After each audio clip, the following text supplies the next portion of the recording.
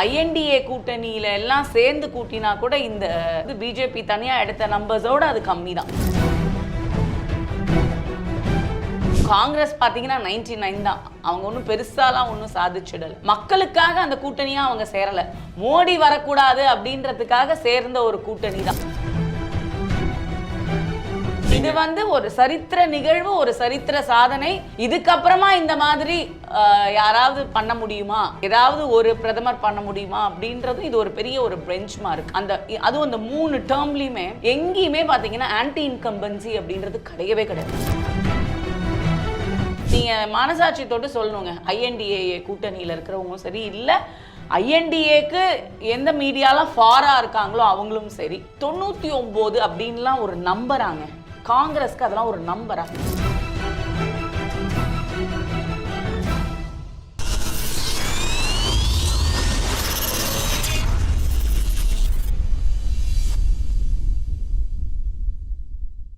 கதிர் news நேயர்களுக்கு வணக்கம். இன்று நமது அரங்கத்திற்கு வந்திருப்பவர் பாஜகவின் பிரச்சார பிரிவு மாநில துணைத் தலைவர் திருமதி காயத்ரி ஸ்ரீனிவாஸ் அவர்கள். மேடம் வணக்கம். மேடம் வணக்கம்.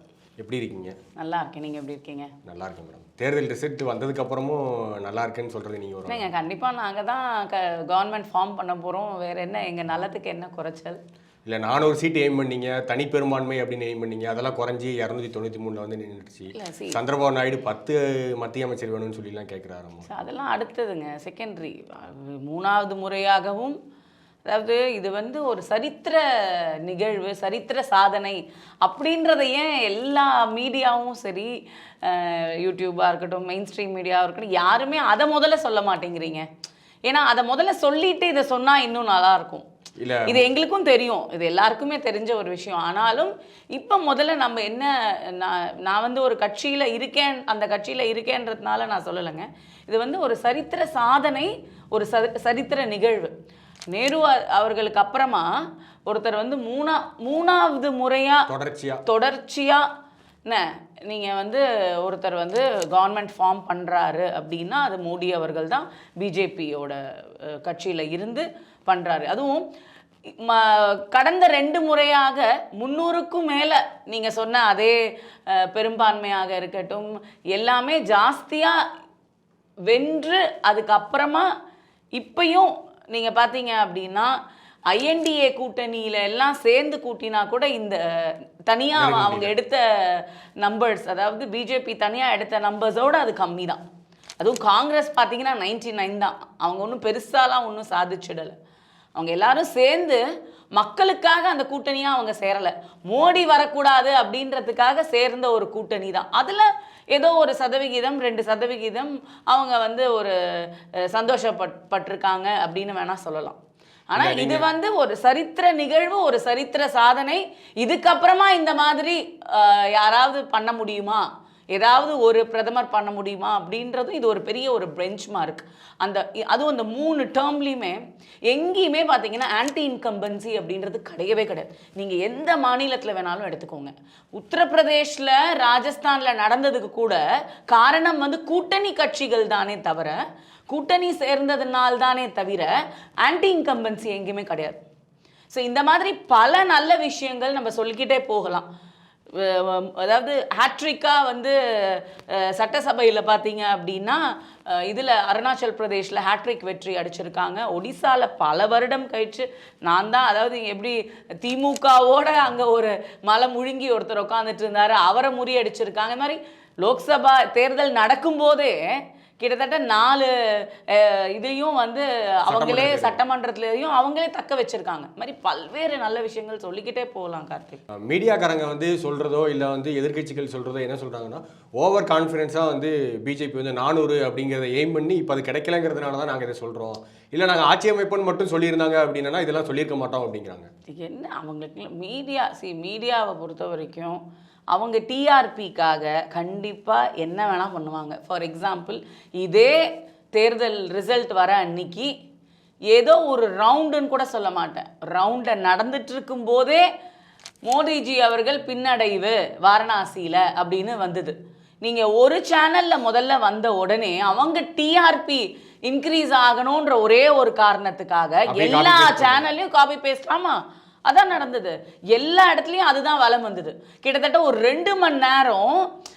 இதுதான் எமோஷ்னலி மக்களை வந்து டவுன் பண்ணணும், இல்லை அந்த அந்த சூழ்நிலையை மாற்றணும் அப்படின்ற ஒரு விஷயந்தாங்க டிஆர்.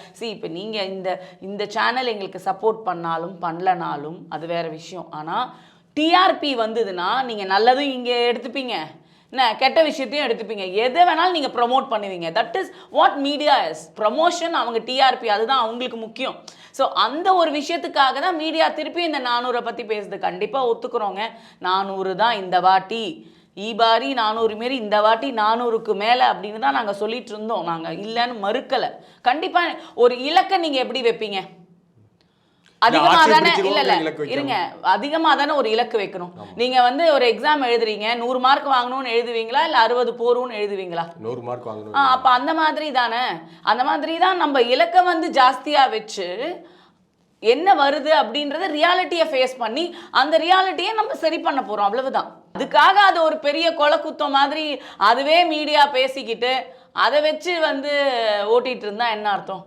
நீங்கள் மனசாட்சி தொட்டு சொல்லணுங்க. ஐஎன்டிஏ கூட்டணியில் இருக்கிறவங்களும் சரி, இல்லை ஐஎன்டிஏக்கு எந்த மீடியாலாம் ஃபாராக இருக்காங்களோ அவங்களும் சரி, 99 அப்படின்லாம் ஒரு நம்பராங்க. காங்கிரஸ்க்கு அதெல்லாம் ஒரு நம்பரா? கேவலமாக அசிங்கமாக இல்லைங்களா? அதை பற்றி ஏங்க பேச மாட்டேங்கிறாங்க? அதை பற்றி ஏன் ஒரு மீடியாவும் பேச மாட்டேங்குது? அப்படியே ரொம்ப சந்தோஷமாக பேசுகிறாரு மல்லிகார்ஜுன கார்கே வந்து நாங்கள் இன்னும் மற்றவங்களுக்கு. இதுதானே நீங்கள் மன்மோகன் சிங் காலத்துலேருந்து பண்ணிட்டு இருக்கீங்க.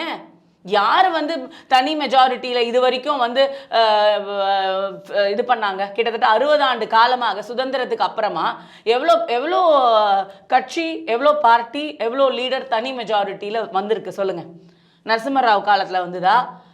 இல்லை ராஜீவ்காந்திக்கு வந்திருக்கா தனி மெஜாரிட்டி?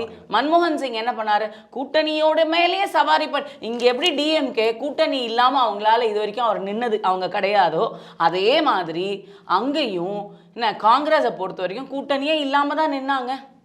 இப்போ இதே ஐஎன்டிஏ கூட்டணியில் இருக்கிற மம்தாவாக இருக்கட்டும், இல்லை காங்கிரஸாக இருக்கட்டும், திரிணாமுல் காங்கிரஸ், டிஎம்கே, நீங்கள் எல்லா கூட்டணி கட்சிகளும் எடுத்துன்னு வந்து நில்லுங்க. தனித்தனியாக நின்று இருந்தாங்கன்னா பல இடத்துல டெபாசிட் எழுந்திருப்பாங்க. இதே தான் மீடியாக்காரங்க என்ன சொன்னாங்க, சிக்கிமில் வந்து காங்கிரஸ் வந்து நோட்டாக்கு கீழே போயிருக்குன்னு சொல்லி போட்டதும் மீடியாக்காரங்க தான் போட்டாங்க அப்படிங்கிறவங்க தகவல் சொல்லிக்கிறேன். மீடியா ஃபுல்லாமே வந்து பிஜேபி. அதுதான் நான் சொல்லிட்டேங்க. அதுவும் ஒரு விதம் இருக்குது. நான் அதுதான் சொல்லிட்டேன். நான் என்ன சொன்னேன்? நான் ரொம்ப பிளெயினாக தானே சொன்னேன். அவங்க டிஆர்பி இன்க்ரீஸ் பண்ணணுன்றதுக்காக 100%. அப்போ நீங்கள் என்ன நோட்டாவே இல்லை, நீங்கள் ஜீரோவே வரல காங்கிரஸ்ன்னு சொல்கிறீங்களா? எவ்வளோ மாநிலங்கள் வந்து மத்திய பிரதேஷில் வந்தது, திரிபுராவில் 0, உத்தரகாண்டில் 0, டெல்லியில் 0, இன்னும் எவ்வளோ சொல்லணும், அருணாச்சல் பிரதேஷில் 0, அந்தமானில் 0, எவ்வளோ நிறைய இடத்துல, சத்தீஸ்கரில் ஒன்றா என்ன நினைக்கிறேன், இல்லை 0 அதுலேயும். இந்த மாதிரி எவ்வளோ இடத்துல நீங்கள் வந்து 0 இருக்குது. அப்போ அதை வந்து மறுக்க முடியுமா நம்மளால? ஸோ அப்படி இருக்கும்போது நான் என்ன சொல்கிறேன், நம்ம ரைட்டு ராங்கு நம்ம பேசினது எல்லாம் நம்ம வந்து விவாதிக்கிறதுக்கு சரிங்க. ஆனால் சரியான விஷயத்த, எல்லார்கிட்டையும் இருக்கிற சரியான விஷயத்தை எடுத்து மீடியா ப்ரெசென்ட் பண்ணணும். அதனால தான் மோடிஜி என்ன சொன்னார், எலெக்ஷனுக்கு முன்னாடியே ஒரு சார்ந்து இருக்குது மீடியா, அதனால தான் நான் பெருசாக வந்து மீடியாவுக்கு வந்து இன்டர்வியூ கொடுக்கறது கிடையாது, ப்ரெஸ் மீட் கொடுக்கறது கிடையாதுன்னு சொன்னார். அதுக்கு ஒரு விவாதம் பண்ணாங்க, எப்படி அப்படி சொல்லலாம் அவர் அப்படின்னு சொல்லிட்டு நிறைய சேனல். இதே காங்கிரஸ் என்ன சொன்னாங்கன்னா, தேர்தலுக்கு பிந்திய கருத்து கணிப்பில் வந்து பிஜேபி வந்து தனிப்பெரும்பான்மை ஆட்சி அமைக்குன்னு சொல்லி எல்லா மீடியாக்காரங்களும் சொல்லும்போது, காங்கிரஸ்காரங்க என்ன சொன்னாங்க, மீடியா எல்லாம் வந்து பிஜேபி கையில் இருக்குது, மத்திய டெல்லியில் இருக்கிற மீடியா, மும்பையில் இருக்கிற மீடியா எல்லாமே வந்து மத்திய அரசு கையில் இருக்குது இல்லைன்னு இப்போ தெரிஞ்சிடுச்சா? இப்போ இல்லை இப்போ இல்லைன்னா புரிஞ்சிடுச்சா அவங்களுக்கு? இல்லைன்னு காங்கிரஸ்க்கு புரிஞ்சிடுச்சா? எக்ஸிட் போலில் இருக்கிறவங்க கூட தான் எல்லாம். இதெல்லாமே ஒரு வேவ் தானே. மக்கள் மனசை நம்மளால் நிர்ணயிச்சிட்டோம் அப்படின்னா நம்மலாம் கடவுளாயிடுவோமா இல்லையா? நீங்கள் என்ன, அதாவது தோராயமாக ஒரு கார்த்திக் வந்து ஒரு நாள் என்னெல்லாம் பண்ணுறீங்க, ஒரு வாரம் என்ன பண்ணுறீங்கன்னு ஒருத்தர் உங்கள் கூட இருந்தாங்கன்னா ஓரளவுக்கு உங்களை அசியூம் பண்ண முடியுங்க. அதுக்காக ஐயோ நான் இப்படி தான் நினச்சேன், ஆனால் கார்த்திக் இப்படி மாற்றி பண்ணிட்டாரே அப்படின்னு நீங்கள் நினைக்க போகிறது, உங்கள் ஆக்ஷனு எல்லாமே ஒருத்தர் பக்கத்தில் இருக்கிறவங்க, கூட இருக்கிறவங்க, வீட்டில் இருக்கிறவங்க சொல்லிட்டாங்கன்னா அப்போ நீங்கள் அவங்கள தானே கடவுள் மாதிரி கும்பிடுவீங்க. அப்புறம் எப்படி? அதே தான் எல்லாருக்குமே அதுதானங்க அப்ளிகபிள். ஸோ இதே மீடியா என்ன எப்படி வந்து பின்னடைவுன்னு மோடிஜியை வந்து இது பண்ணிட்டு இருந்ததோ கொஞ்ச நேரத்துக்கு, இந்த மாதிரி அவங்க டிஆர்பிக்காக என்ன வேணா பண்ணுவாங்க. 100% தட் இஸ் ரைட்டாவும் பண்ணுவாங்க, ஆப்போசிட்டாவும். ஆமாம், கண்டிப்பாக பண்ணுவாங்க. அதனால தான் வந்து எப்பயுமே வந்து மீடியாவை பொறுத்த வரைக்கும் நம்ம வந்து கேர்ஃபுல்லாக இருக்கணும். Any political party should be careful handling with media. எங்கள் தலைவர் திரு அண்ணாமலை அவர்களுமே மீடியாவாக இருந்தாலும் அவங்களையும் ஏன் கேள்வி கேட்குறாங்கன்னா, தப்பு பண்ணால் அவங்களையும் கேள்வி கேட்க தான். ஏன்னா இந்த டிஆர்பின்ற வார்த்தை, இந்த உங்களுக்காக நீங்கள் வந்து உங்கள் எடிட்டரை விட்டு எப்படி பேசிக்கிட்டே இருக்கோம், ஆனால் எனக்கு ஒரு மெசேஜ் உங்களுக்கு வரும், இந்த கேள்வியை கேளுங்கன்னு சொல்லி வரும். ஸோ அகைன் அந்த நம்ம பேசிகிட்டு இருக்கிற நேரத்துலையே எது பேசுனா டிஆர்பி இன்க்ரீஸ் ஆகும், நிறையா பேர் பார்ப்பாங்க அப்படின்றத வச்சு ப்ளே பண்ணுறாங்க பார்த்தீங்களா. அதை தான் எப்பயுமே வன்மையாக வந்து தலைவர் அண்ணாமலை அவர்கள் கண்டிச்சுட்டே இருக்கார். அதை பண்ணக்கூடாது, அந்த மாதிரி வந்து தவிர்க்கணும் அப்படின்றது. ஸோ அதுதான் வந்து அது வந்து இவருக்கு தெரிஞ்சு அதை அம்பலப்படுத்துறதுனால மக்களுக்கு கோவம் வருது. அந்த டைமில் வாக்குவாதம் பண்ணுறாங்க, விவாதம் பண்ணுறாங்க ப்ரெஸ் மீட்லேயே. அந்த ப்ரெஸ் மீட்டோட நாகரீகம் கூட இல்லாமல் அதை பண்ண தான் பண்ணுறாங்க. டிஆர்பின்னு சொன்னதுனால நான் கேட்குறேன், கோயம்புத்தூரில் திமுகவுக்கு பொறுப்பு அமைச்சராக போட்டு தேர்தலை சந்திச்சது டிஆர்பி ராஜா தான் வந்து பார்த்துக்கிட்டு இருந்தார். அவர் தேர்தல் ஆரம்ப கட்டத்திலேருந்தே சொன்னார், நாங்கள் வந்து எலெக்ஷன் முடிஞ்சு தேர்தல் ரிசல்ட் வரும்போது கோயம்புத்தூரில் ஆடு வந்து பிரியாணி போடப்படும் அப்படின்னு. இப்போ ரிசல்ட் வந்ததுக்கப்புறம் மறுபடியும் வந்து கோயம்புத்தூரில் ஆட்டு பிரியாணிலாம் போட்டு எல்லா பக்கமும் டிஸ்ட்ரிபியூட் பண்ணுறாங்க.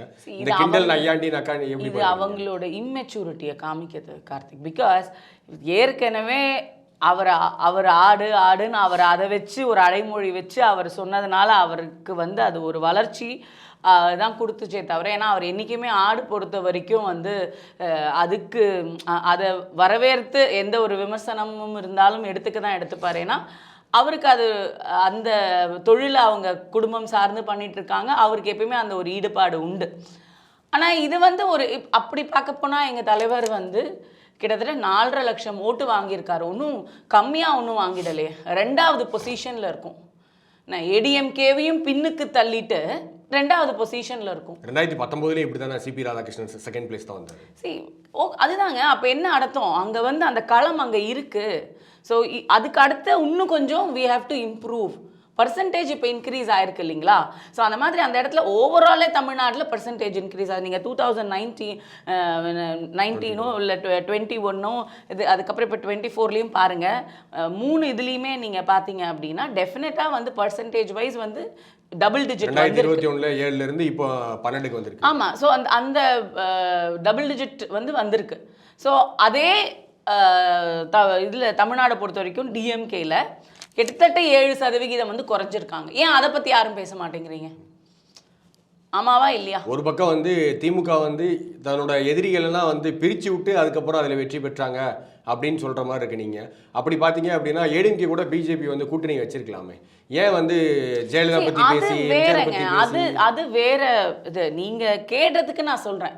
இப்போ இவர் வந்து டிஎம்கேவை பொறுத்த வரைக்கும் அவங்க எல்லா இடத்துலையும் வெற்றி பெற்றுட்டாங்க, சரி ஓகே. ஏன்னா வெற்றி அப்படின்றது ஒரு சீட்டாக இருந்தாலும் 10 சீட்டாக இருந்தாலும் லட்சக்கணக்கில் டிஃப்ரென்ஸாக இருந்தாலும் வெற்றி தான், அதை ஒத்துக்கிறோம். ஆனால் அந்த 7% குறைஞ்சிருக்கு அப்படின்னும் போது அப்போ என்ன ஆகுது, கண்டிப்பாக வந்து மக்கள்கிட்ட அந்த டிஃப்ரென்ஸ் இருக்கு. ஏன்னா நீங்க நம்ப மாட்டீங்க, நான் இப்போ ஒரு 2 நாளாக ரிசல்ட்டுக்கு அப்புறமா நேத்திக்கு நான் வெளியூர் போயிருந்தேன். இன்றைக்கும் நான் மார்னிங் வந்து கொஞ்சம் மக்களை ஜென்ரலாக பப்ளிக்கை வெளியில் பார்க்கும்போது நாங்கள் ஓட்டு போடலை படித்தவங்க, ஜென்ரல் பப்ளிக் சொல்கிறேன் நான், எனக்கு தெரிஞ்சவங்க கூட கிடையாது, it is a general public, but படித்தவங்க. அவங்க என்ன சொல்கிறாங்க அப்படின்னா, வந்து என்னோடய ஓட்டு வந்து தேனியில் இருக்குது, நான் அங்கே போய் போட மறந்து போயிட்டேன். இன்னொருத்தர் வந்து என்னோடய ஓட்டு பெரம்பலூரில் இருக்குது, நான் அங்கே போய் போட மறந்து போயிட்டேன். ஸோ தமிழ்நாடுக்குள்ளே இருக்கிறவங்களே இந்த அளவுக்கு வந்து அது அப்புறம் சொல்கிறாங்க, ஐயோ 40 சீட் வந்து தமிழ்நாட்டில் வந்து டிஎம்கே வந்துருச்சுன்னு நினைக்கும் போது எங்களுக்கு இப்போ கஷ்டமாக இருக்குங்க. ஸோ 100% 20%, 20லேருந்து 25% பார்த்தீங்க அப்படின்னா படித்தவங்க, அட்லீஸ்ட் விவரம் தெரிஞ்சவங்க ஓட்டு போடாமல் இருந்திருக்காங்க. மக்கள் இப்போ ஃபீல் பண்ணுறாங்க அது, ஐயோ நம்மளோட தப்பு அப்படின்னு சொல்லிட்டு. இந்த நிலைமை மாறிச்சுனாலே டிஎம்கே, திராவிடம், அது அதிமுகவாக இருக்கட்டும் திமுகவாக இருக்கட்டும், இது வரவே வராதுங்க. அடியோடு அழிஞ்சு போயிடுவாங்க அவங்க. புரியுதுங்களா? ஸோ அந்த அந்த நிலைமை மாறணும். அண்ட் அதுக்காக தான் இந்த ஒன் நேஷன் ஒன் ஓட்டுன்னு அதுக்காக தான் பிஜேபி சொல்கிறாங்க. எங்கே இருந்தாலும் நம்மளோட ஓட்டு. ஏன்னா அது இந்த மைக்ரேஷன் பீப்புள் இருக்காங்க பார்த்தீங்களா, மைக்ரேட்டிங் பீப்புள், அது ரொம்ப கஷ்டமாக இருக்குது. இப்போ தமிழ்நாட்டுக்குள்ளேயே இந்த நிலைமை அப்படின்னா ஓவரால் இந்தியாலையும் ஓட்டு சதவிகிதம் குறைஞ்சிருக்கா? ஆமாம். ஸோ பைசா இருக்கிறவங்க என்ன போய் ஒரு நாளைக்கு 4 ஃப்ளைட்டில் போய் போட்டுட்டு வருவாங்க. இல்லாதவங்க என்ன பண்ணுவாங்க? Or middle class and upper middle கிளாஸில் இருக்கிற மக்கள் என்ன பண்ணுவாங்க? கம்பெனி கொடுத்தா பரவாயில்லைங்க, அந்த மாதிரி இல்லாத அப்போ என்ன பண்ண முடியும் அவங்களால? It is very difficult. So அந்த நிலைமை மாறும். ஒருவேளை வாக்கு சதவீதம் அதிகரிச்சிருந்ததுன்னா கண்டிப்பாக வந்து பிஜேபிக்கு இதோட அதிகம். அது வந்து இந்தியா முழுக்கையும் அதுதான் உண்மை, தமிழ்நாட்டிலையும் அதான் உண்மை. நான் நேரடியாக பார்க்கும்போது தெரியுது, ரிசல்ட் வந்ததுக்கப்புறம் ஃபீல் பண்ணுறாங்க மக்கள். ஸோ இதுதான் this is what happening in Tamil Nadu or India. அது மாறணும். அதுக்கு ஆனால் அது வந்து மக்களை குறை சொல்ல முடியாது. ஏன்னா அவங்களுடைய வேலை காரணமாக, வேலை நிமித்தமாக, இல்லை படிக்கிறதுக்கு, இந்த மாதிரி பல்வேறு விஷயத்துக்காக, ஹையர் ஸ்டடீஸ் அந்த மாதிரி பல்வேறு விஷயத்துக்காக மக்கள் மாறி வந்துடுறாங்க. ஸோ அப்படி இருக்கும்போது அந்த ஓட்ஸை கேப்சர் பண்ணணும் அப்படின்னா எல்லா இடத்துலையும் எல்லா நேரமும் ஒரே தேர்தல். இப்போ நம்ம எல்லாருமே லோக்சபாவை பற்றி தாங்க யோசிச்சுட்டு இருந்தோம். ஆனால் 4 இடத்துல சட்டமன்றம் நடந்திருக்குங்க.